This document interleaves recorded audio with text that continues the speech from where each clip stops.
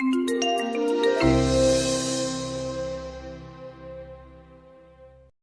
I thought I'd start off telling you a little bit about myself. I was born in Buxton in Derbyshire, and it's been known since Roman times for its well and healing water.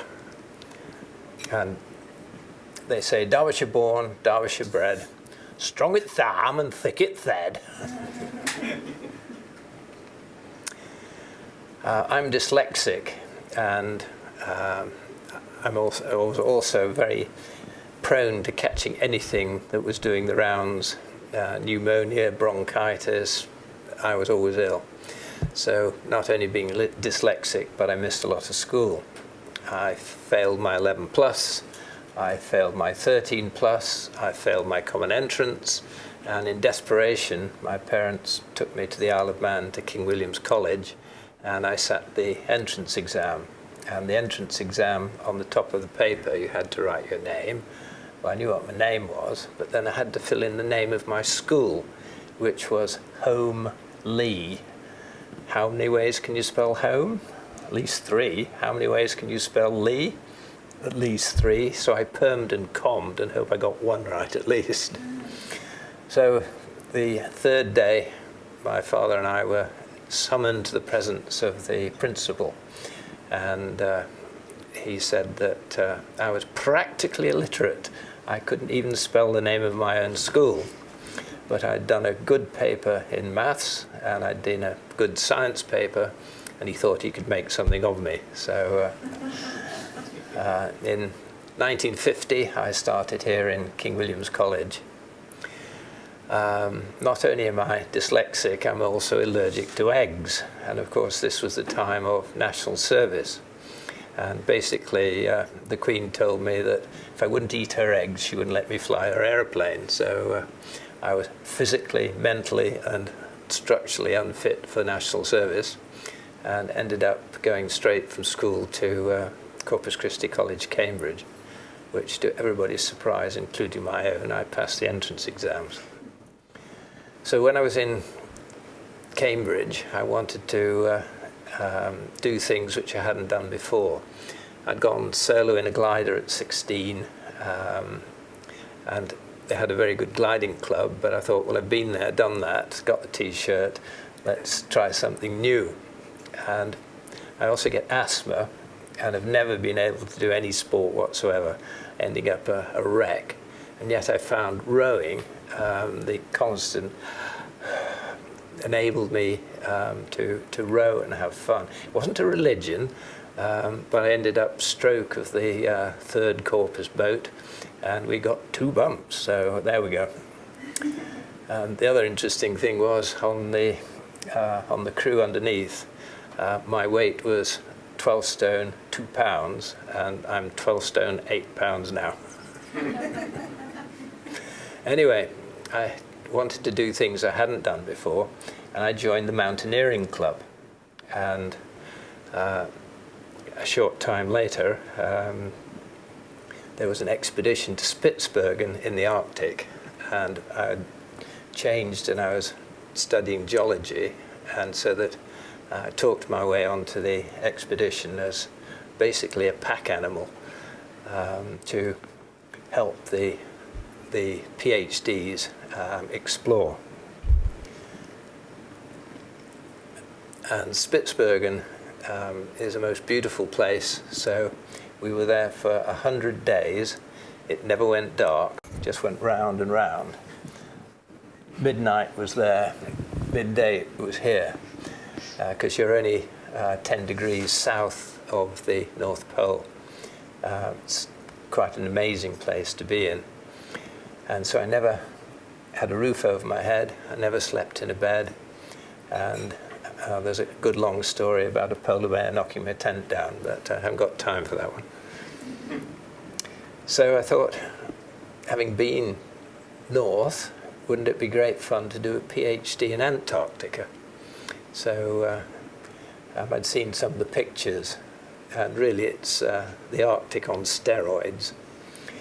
And I went to the professor of geology in Birmingham who coordinated all the research, and he agreed he could supervise and invigilate for me. And he sent me to FIDS, the Falkland Isles Dependency Survey, for sponsorship. And they gave me 2 days of aptitude tests and interviews. And then they all tried to talk you out of it. And they explained I had to have my wisdom teeth pulled just in case, had to have my appendix out just in case.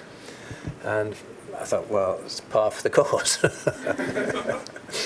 And I thought it sounded great fun.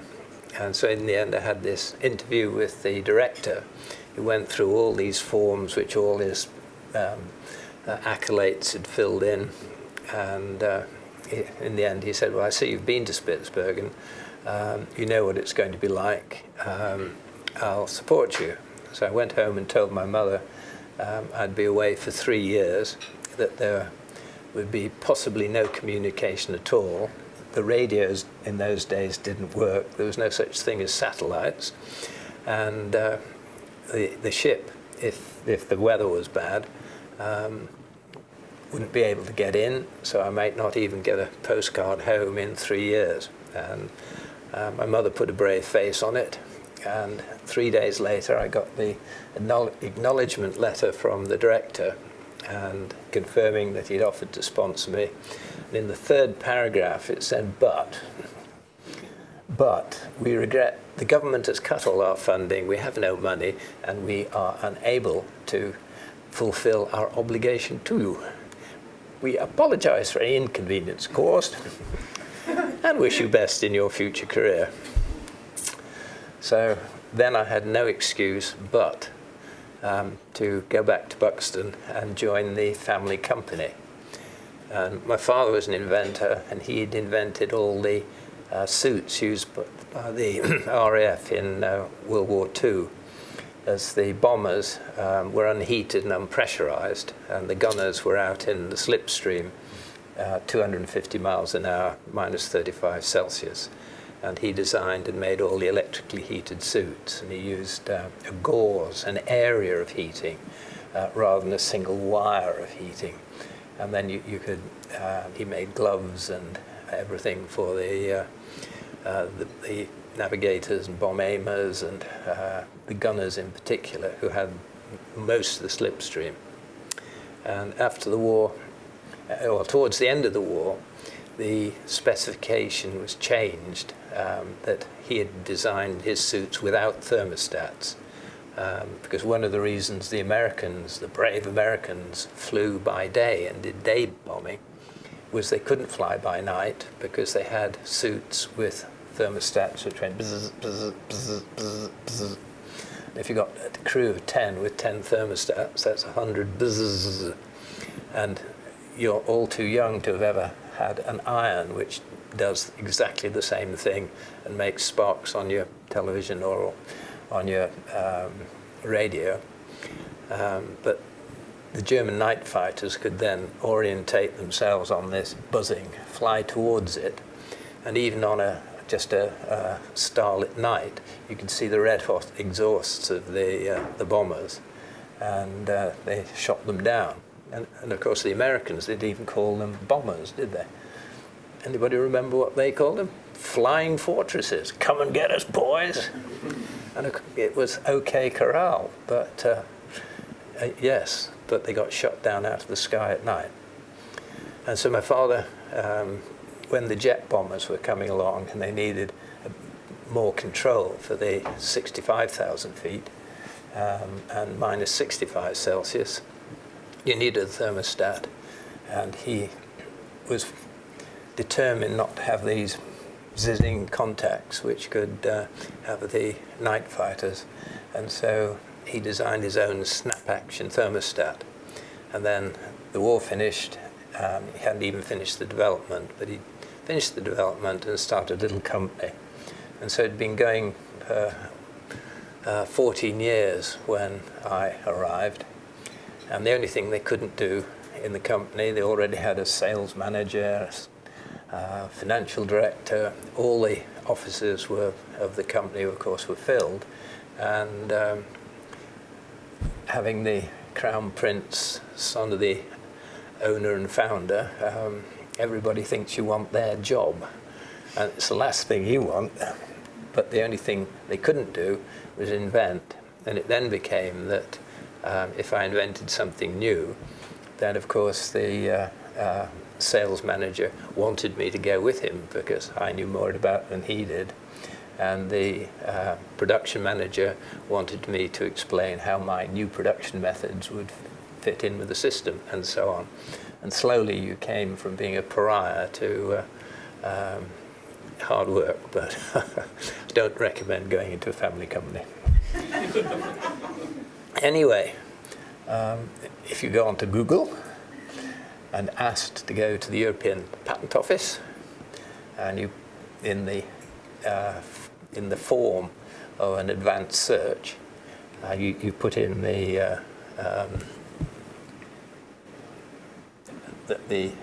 we're up advanced search somewhere up here, and you put in John Crawshaw Taylor. It depends how Google and the Patent Office computer are thinking that day, but you'll get anything up to sort of 440 patents, which have got my name on it, my inventions. And I've had a lot of fun changing the world with simple ways, simple inventions. And generally at the end of these talks I give a question and answer series.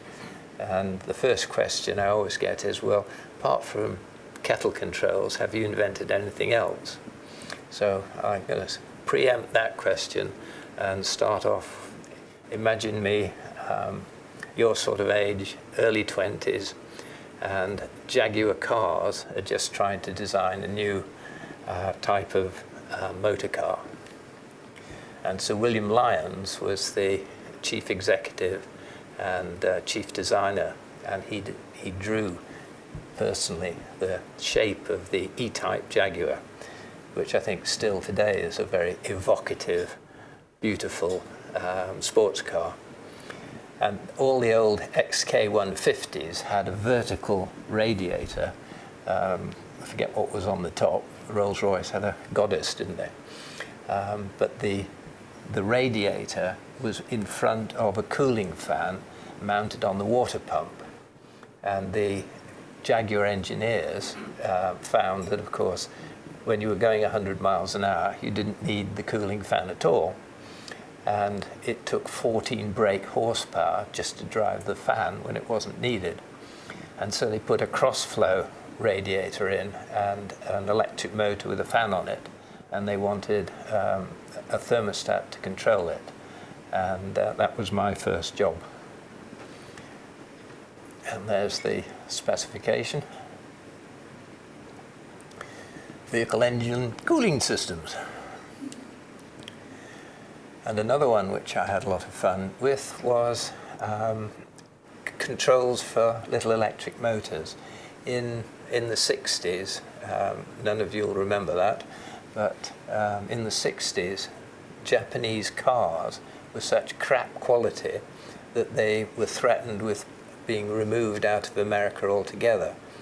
And Mr. Nissan got in touch with Mr. Honda and Mr. whatever them was called, Mitsubishi, and they all clubbed together and decided that it was an insult to the country that they had created by creating crap cars. And if they were thrown out of America, it would be a national disaster. And so they all got together and were determined to raise the quality of their vehicles. And one of the problems was protection of electric motors, that you've got windscreen wipers and you get snow on the, and you think, oh, it's going to get hot and burn out, so you switch it off. But of course it's a self-parking windscreen wiper motor. And so although you switched it off on a switch, it hasn't self-parked.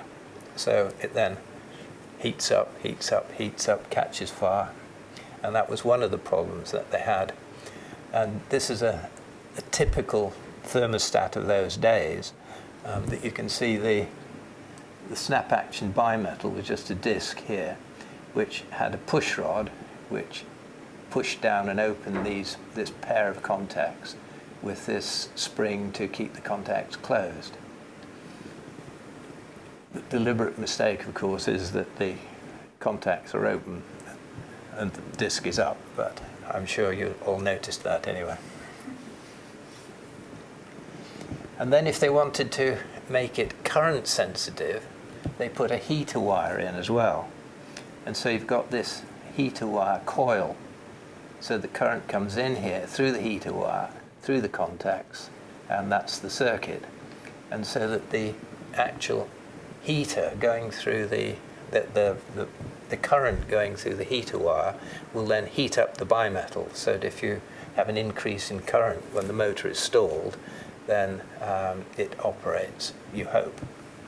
But the trouble is, being a thin wire, and the current goes up, anything up 5 times, unless the thermostat reacts very quickly, the heater wire burns out and then it never operates. So I designed one which didn't need a heater wire, and the physicists in the room, I'm sure, will recognize I squared R from your GCSE days, that's the current, so that as the current increases, the heat goes up as the square. So if the current doubles, you've got 4 times the heating. If you, in the stalled condition, it'll let anything go up 4 times, so you've got 16 times the heating.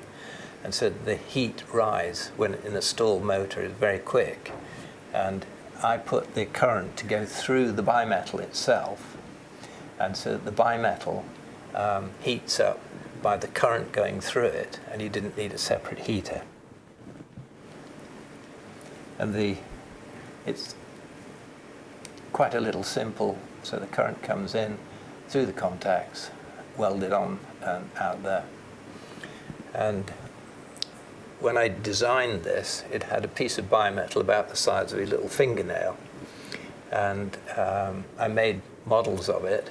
And I'm always a great believer, don't tell somebody what you're going to do it, and then amaze them. And so, as a very proud young 20-year-old, I produced these thermostats about this big and showed them to the sales director, and he said, "Gee, that's small." So I called it the Otter G. And you'll be pleased to know that was in 1965. It's still in production. And I left the company in 77, and it's still in production. And I went to a funeral, and in the bonfire afterwards, I met the present managing director, who I'd known as a small boy, and said, "Oh, hello, Bill," and shake hand, all the rest of it. And I said, "I see you've still got looking on the internet. If you look up Otter G, it's still in for sale." It surprises me. I designed it in '65. "How much do you think you made?" "Oh," he said, "it's still one of our best lines." He said, "Before you'd left in 77, what was it, 150,000 a week?" And he said it quickly got up to $250,000 a week. He said it peaked in the 90s and noughties, about $350,000 a week. And it's down a bit, back down to $250,000 a week. So you can say on the average, it's been $250,000 a week for over 50 years. Not a bad record. And how's your mental arithmetic? What's $250,000 times 50 weeks times 50 years?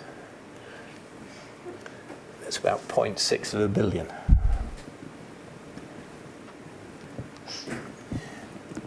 And getting a bit technical, because I'm sure you'll understand, you can buy a range of bimetals, and you can have different resistances with the same thermal characteristics, and the range is from 960 down to 23, so that you can have a complete different current ratings for the same control operating at the same temperature but with different bimetals.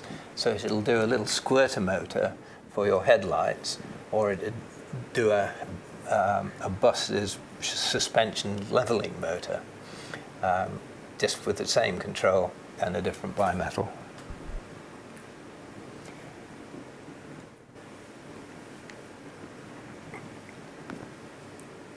My father invented that bimetal, and his is all in straight lines because he could only cut with shears in straight lines, whereas I was getting into a more sophisticated era where you could make things in curves. I designed this bimetal shape, and you remember you saw the disc in the control. Well, this is a disc with a center leg 12 there, and it's an amplifier, whereas a disc itself going click clock only moves about 1/3 of a millimeter, whereas the center leg, because it's an amplifier, will move 3 millimeters, and so it takes all the tolerance out of everything. It makes it easier to make, and that enabled me to get involved with electric kettles. And ye old days, you had a copper kettle, and inside you had a mica element, and generally no protection at all. So if you switched it on without any water, it went cherry red hot. And so I got involved in designing a control for it, and then about this time, unfortunately, my marriage broke up, and I had 2 children to bring up. And I thought I couldn't run the company and spend all the time, so I took them to the Isle of Man and had more time then to bring them up. And then started a little company in the island just making kettle controls. And the change in the market was now people using plastic, and where everything was contained inside a copper vessel, if the element got red hot, it didn't really matter.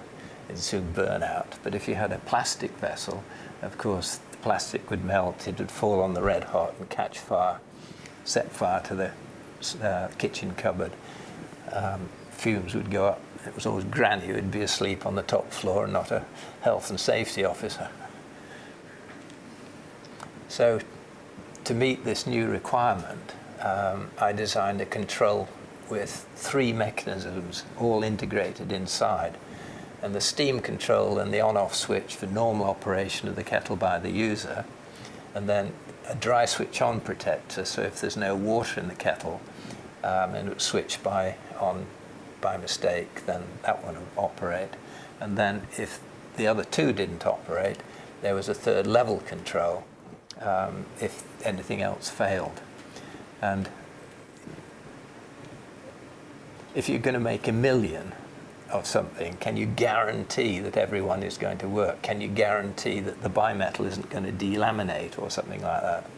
And so, although you can think, well, it's completely unnecessary, we've never made anything that's failed, you have to satisfy the what-if condition. And so I designed this 3rd level control. And so you've got the bimetal 30, which was the normal dry switch on protector. You've got another piece of bimetal there, which was the emergency. And it opened a contact and was held in position by a hammer drive screw number 80 there. And everything worked perfectly.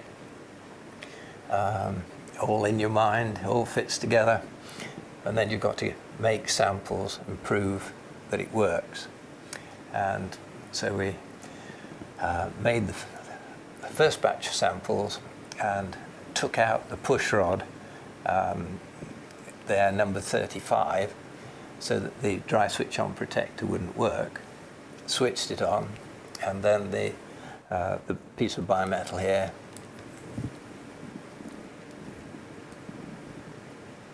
press 60 and open another set of contacts.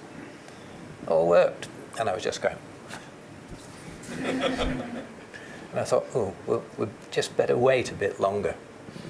And after about 5 minutes, it's a copper element, and copper is a good conductor of heat. and all the heat had come back into the head, and the plastic had softened a little bit, and as it started to soften, the hammer drive screw, number 80, started to move, and the contacts reclosed. Disaster. You're brought up to believe scientific method, that if you have a theory, then you test it and it doesn't work, then you change the theory. And I don't think that's right. In normal life, I try and do it the opposite way. And if you've thought of something and you think it's a good invention and it doesn't work, then if you can think why it doesn't work and change it into an advantage, then you'd have a super invention. So how could I make melting plastic into an advantage? It doesn't seem possible, does it? So what I did was put here's your dry switch on protector, I put a little plunger of plastic straight onto the element. And it had a little neck in it, so if it started to soften, then it would quickly run away, and that would open the contacts. And the more the plastic softened, the more it would open the contacts. And so I was using plastic melting to an advantage. And it took about a week to alter the molds and make some samples and do the tests. It worked. The biggest advantage of all was, of course, that a piece of bimetal and fixing it with a hammer drive screw cost about 10p, whereas to have a coil spring and a piece of plastic and fixing that was about half the price, 5p. Since then, the little company has made, I think it's over 600 million of these. And if you try your mental arithmetic, what's 600 million 5p's? A lot of money. And so that you can't charge more for a product because you haven't designed it properly. The market determines the price that it will pay. And the first control or object you ever sell will be the highest price you get for it. Price is always going down. And so it's good to have some patents and some novel features, and people want that, and then they think it's worth more.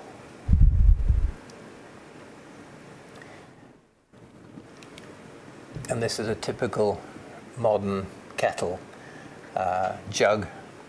And the other thing is to design a control system which doesn't predicate the shape of the objects.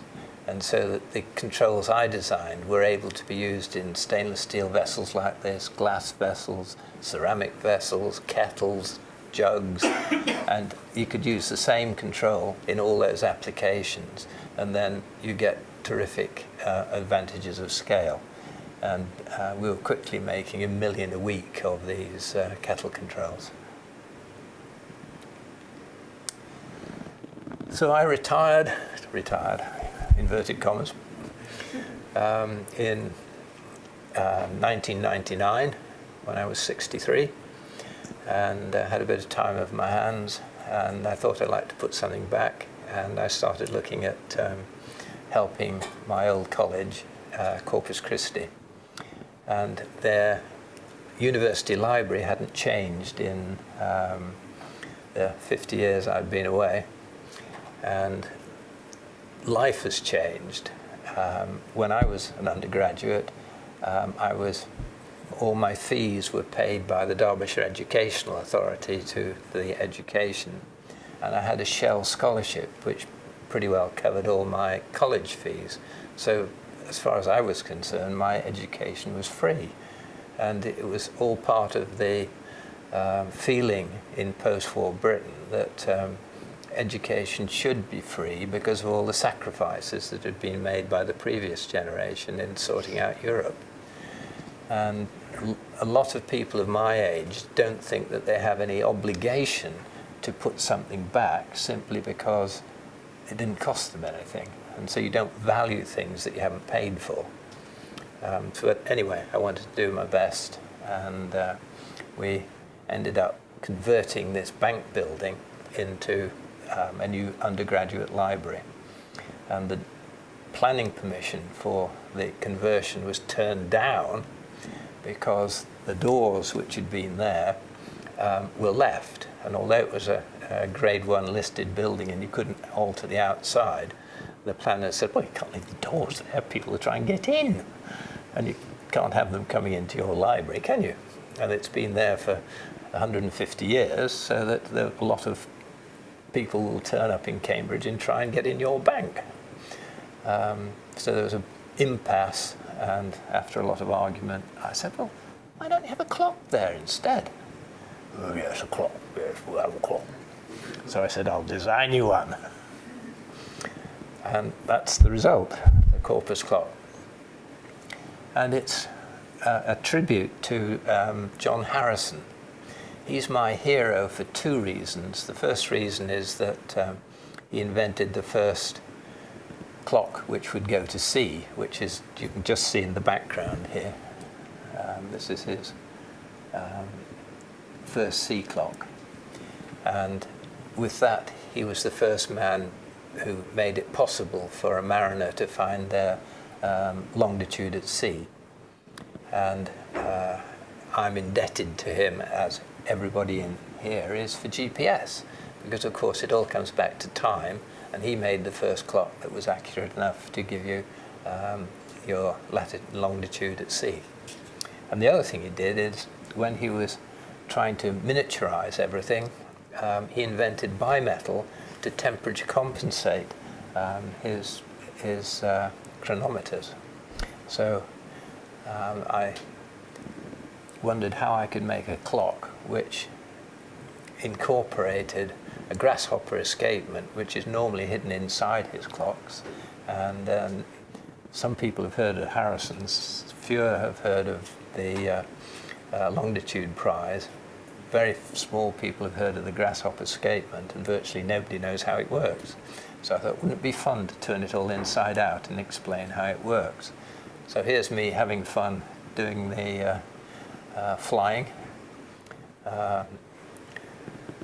delusions of grandeur, but great fun. And this is the actual clock that Harrison made for himself, and it became the most accurate clock in the world for 150 years, and it's made out of wood. All the gears inside are wood. He was a carpenter. Why would you use metal? And so he had to design something which could overcome all the errors which were built into the mechanism. And he did that by a very clever Grasshopper Escapement. And this Grasshopper Escapement is got 2 pivoting levers. And so this lever pivots here, and when the pendulum is twisting this, this will come into engagement, and as it swings in that direction, this then comes down, and that will hit on this tooth. And when it hits on the tooth, you can't have them both in engagement, so as the pendulum swings a bit further, it pushes this backwards, which of course releases that one. And so you get a frictionless escapement, and it's the first mechanism in the world designed to operate without oil and without friction. How can we do something interesting in telling the time, showing the time? You're probably all too young to know what a vernier is. Anybody know what the vernier is? Oh, good. So basically, if you want to measure the size of a penny, you can see that it's roughly just a little bit more than 20 millimeters. But how do you know how many fraction of a millimeter it is using a scale?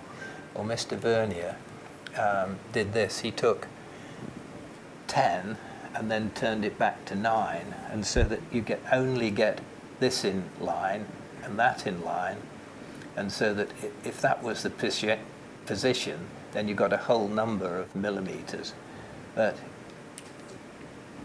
if it moves, you see how each one then comes into line, and you can tell a decimal point from a scale, which is all very clever.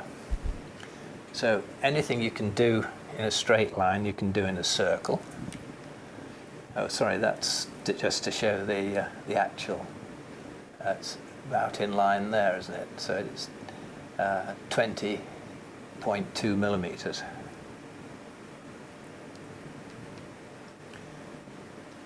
So if you had them as lights, they would come into line and flash, but they would only, the ones that were in line were the only ones that would flash. Anything you can do in a straight line, you can do in a circle. So I turned it into a circle, and then you get that effect. So this was seconds running away.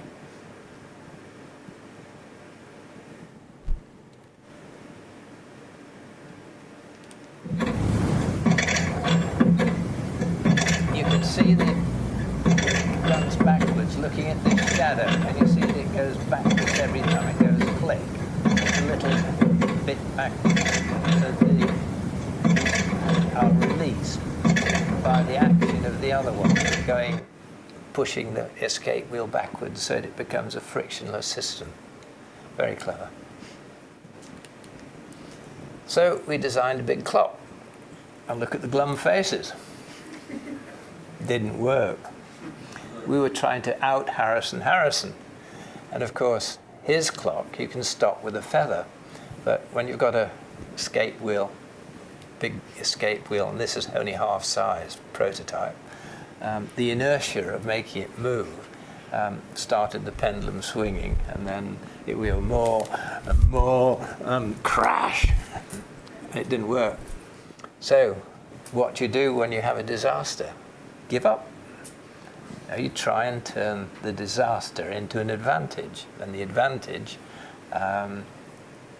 was to control the amplitude, and thereby you could then do tricks. So you can see the vestigial design for a bug, and that's how it was all going to come to. That's the chassis. Here's the sting. And these are the light pipes that bring the lights through from the back of the clock to the front of the clock. And then it's all interconnected mechanically. So here's the gears which every minute engage, and then the minute index is forward 1. There we go, in their box. And now this is the hours. Every quarter of an hour it moves forward a quarter of an hour.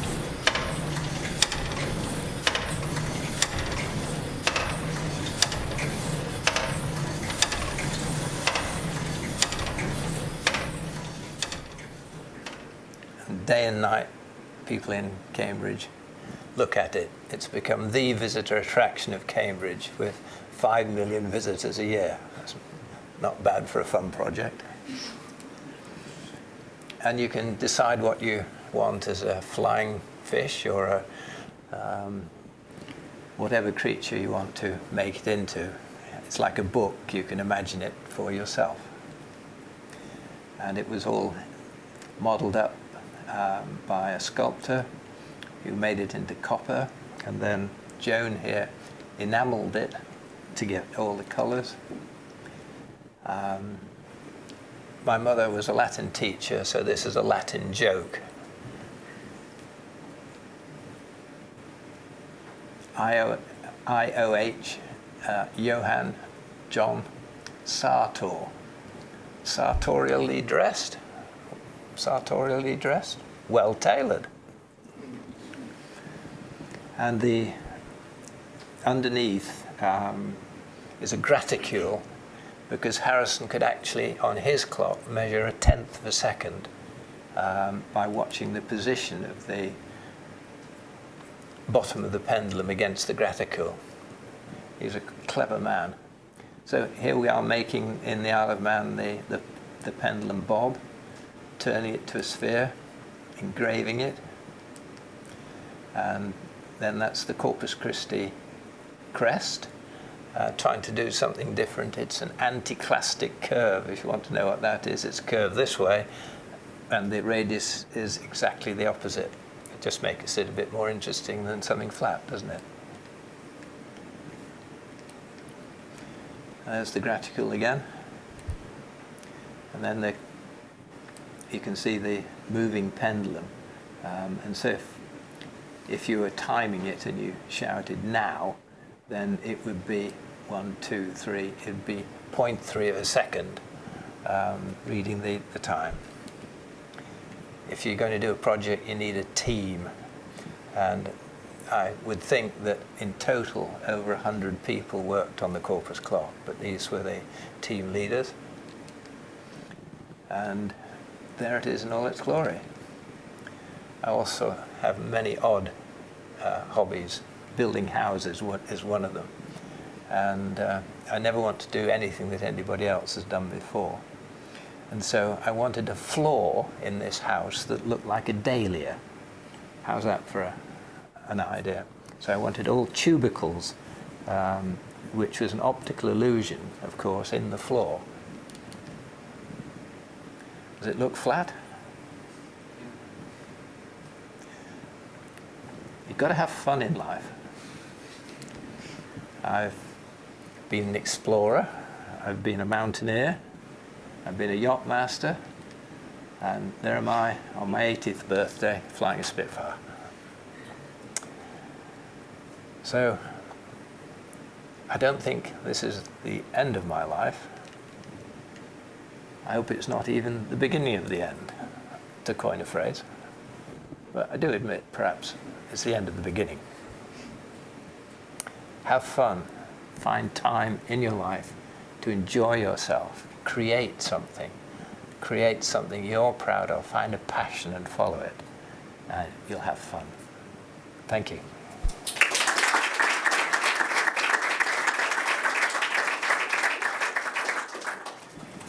The process of inventing new things, is that more like sitting there and waiting for the epiphany and waiting for the great idea, or is it a gradual process of making small steps towards the goal? Usually somebody asks a question or makes a statement, oh, you can't do so-and-so. And you think, I'm sure I could do so-and-so. And you then, I can either then think how to do it in 15 seconds, or it doesn't matter how many cold baths I have. No. But I keep ideas in my brain for years. That the idea of the lights, that initially came from a potentiometer box, which is variable resistances, and to show digitally with the knob how much you'd turn something round. I used that system, but I couldn't find anything else to do with it. And then 50 years later, having had one idea, you think, oh, I guess just to make a clock out of it, couldn't we? So to me, if somebody in a room says you can't do something, I immediately turn it over in my mind and think, oh, I could do that. So most of us here work in software, which is, I don't know, how of a different process than Absolutely. that of inventing the thermostat or a version of it. How would you characterize the differences between being a, let's say, inventor in the software world versus, you know, inventing something on the real world? Because for me, it seems like everything in the real world has already been invented. So, like it's everything is. I know anything you pick up, you can improve. Anything you can pick up, you can improve. I assure you, from a coffee cup to a pen, the state of design is crap. So, see, I grew up in a world which didn't have computers, and in 1981, I imported an Apple I, and I had to go to the American embassy and sign a form that I wouldn't use it for nefarious purposes to overthrow the United States. You may laugh, I did. But I imported an Apple I with a transformer because it was 110 volts.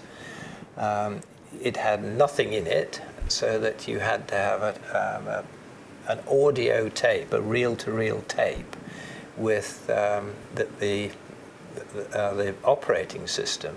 And so you switch this computer on, and then you put the audio output from this tape, which went into the computer, and then suddenly you had a program. Oh, and they had a magazine as to how you could use it. And each month, they'd have a program like, if you wanted to paint this room, then you wanted to know how much paint. So if it was 1 tin per 10 square meters, then if you put in the height and the width and the length and then the number of windows, then you could press this into the program and it would tell you how much paint you needed. I thought, wow. And I just started a little company. And the problem there was that you'd make something and it had to go to Swan in Birmingham, and they wanted 10,000 a week. And it's not a science making thermostats, it's an art. And because temperature is the hardest quantity to measure, and so that you have to get it right. And it was always on the last minute. And then I'd be driving the boxes on Sunday to get on the aeroplane to go across to Swan in Birmingham. And I have fear, which I pass on to you: never ever send anything out without an invoice, because it's so easy to work all the weekend, pack these things up, rush off and get them into the airport without seeing an invoice. And so all the girls would then go home. The office girls didn't want to work overtime, and there was I typing an invoice. And I thought, I got that little computer. Why don't I make the computer do it? Why don't I write in BASIC a program so that you can get it to type in the name and address?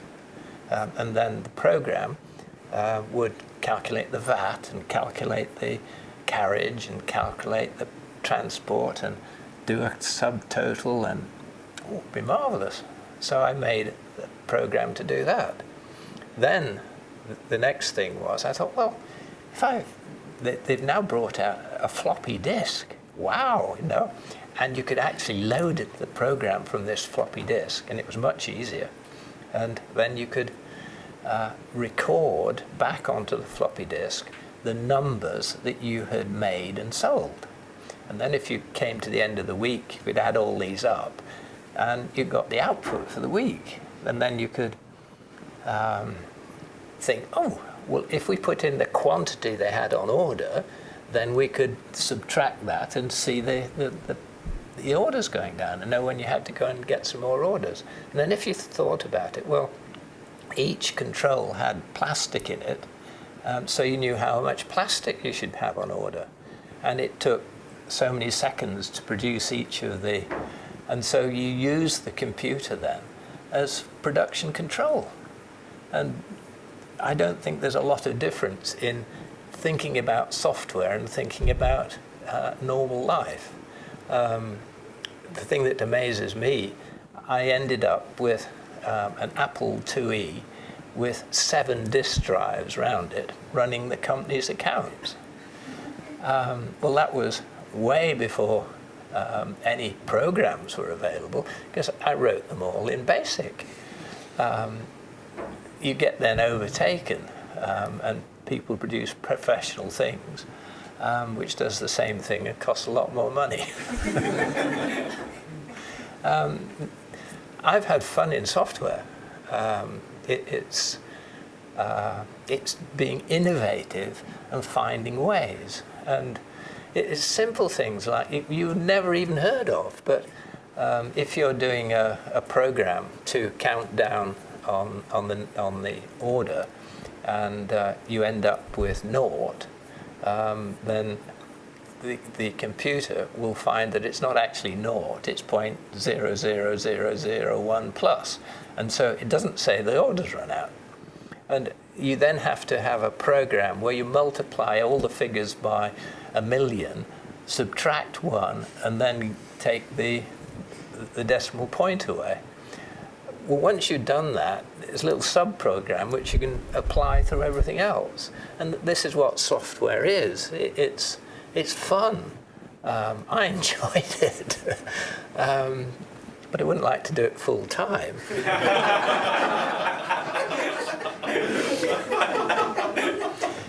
To me, it's got to be useful in something I can do. But it's anything is fun to achieve and make it work. And I used to have terrible problems in getting all these things to talk to each other. And you'd be working till 11 o'clock at night, and it would all crash. And you'd go to bed, and you'd wake up at 2 o'clock in the morning. You'd think, I know why it did it, and you'd go and try and fix it. And it's a passion. It's fun. You've got to make things work. You can't accept failure. Things are difficult. If they were easy, anybody could do them. I think it's the same. I was wondering how when you kind of, it sounded like you stumbled in a little bit to your family company, and it sounded like quite a change, but how you really dug into sort of the inventor mindset and how you acquired the skills in electronics and stuff like that. Was that something you always worked in as a kid, dabbled in, or is that something you developed after you started working? I think you have courses for courses. I think I would call my first invention was I used to make little gliders and out of balsa wood, and you used to weight them, and if it went straight, you thought, "Ooh, that's good." And after you'd done about 20 times, it was a bit boring. And you thought, well, how can I get it higher? And I got a kite. So how could I get it to run up the kite string and release when it got to the top? And my first invention was a little traveling pieces of bent wire. And you put the glider on a little loop of cotton, and the wind caught it, and it blew it up. When it was like a mousetrap, got to the top, it released it. The glider flew off, and it slipped back down, and it was a small boy exercising machine then, because you had to run half a mile across a moor to get your little glider back. I think that everybody comes across problems and interesting things in their life, but they just disregard it. If something goes wrong, they don't think, oh, how could I put that right? Because that's not the way they've ever thought. But I've always thought, how do I have fun? How do you change it? How do you make something work? What is the invention that you are working on which keeps you awake these days? I would like to make a solar cooker that could be like a flat pack, and it could be taken into a disaster area, and it would produce 2 kilowatts of heat, which will boil a litre of water in about 7 minutes, same as an electric kettle. And then it can go into a disaster area, because normally the disaster is in the lowlands, and the floods have come from the mountains, so that by the time it gets to the lowlands, you see these horrible pictures of scaffold poles with tarpaulins over them to protect kids who are dying in the sun because they've drunk poisoned water. And I would like to be able to make a solar cooker which you could take in, airlift in, whatever, and then it could be assembled like a flat pack IKEA piece of furniture. And then you could boil the water. It may not be particularly potable, but it won't kill you. That's what I would like to do. Any ideas, gratefully received. And with that, we are out of time. Thank you again, Dr. John C. Taylor. Thank you for inviting me.